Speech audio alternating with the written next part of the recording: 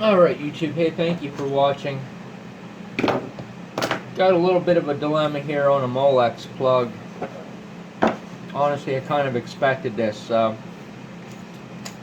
when I got these Molex plugs, I fully expected they probably would not go in here without some modifications.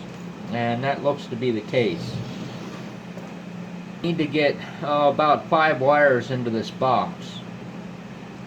So this thing here, the only way I could get the original Molex plug out, and I thought about this real hard on just leaving it in and making things a little bit easier, but the stinking pins for the new Molex plugs are way too tight.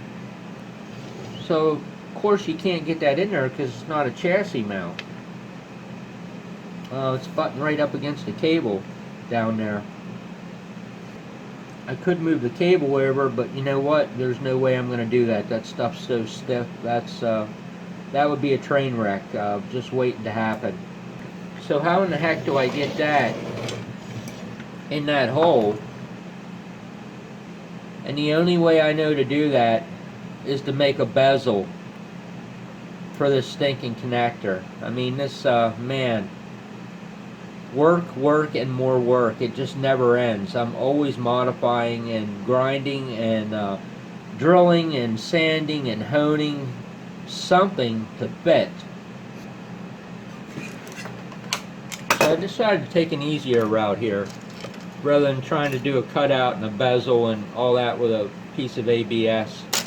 I mean, that's way too much time and way too much futzing around. So this was exactly the right height that I needed. This will allow me to get that right in there.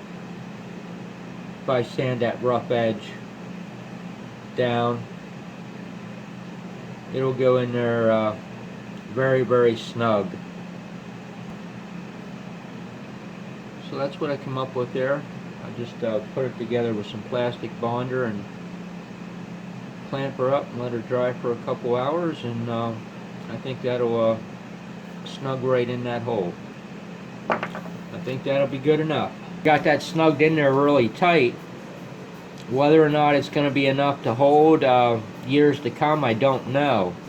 I ran some of this plastic bonder that I have pretty good success with most of the time on the outside edge.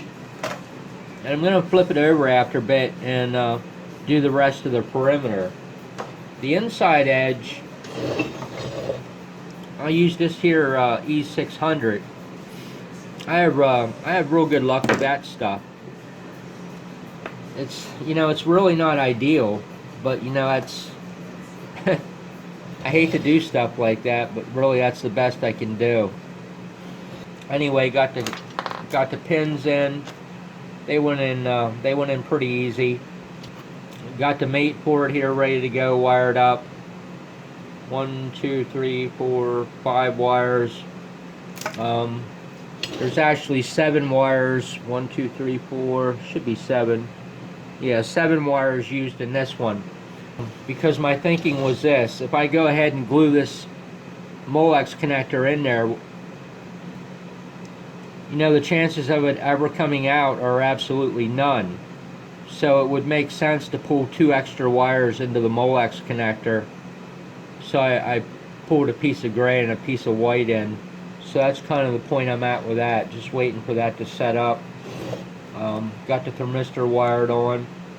Looks like this guy's going to need modified.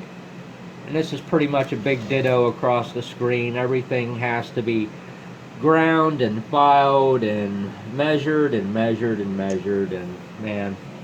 Alright, thermistor is in. So I got those all tied.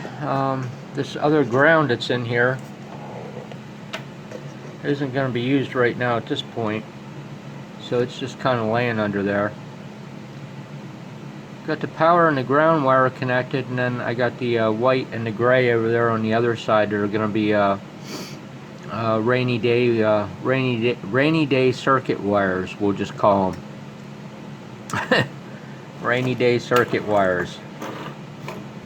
for add-ons. Then I'm going to put the cover on this stinking thing, and that's going to be it for a while. I got too many other things to do above and below this box. So, alright, caps on top of the thermistor. Calling it a done deal. Time to put the lid on and move on to some other things with this. So, hey, I appreciate you watching the video very much. Have yourself a great day.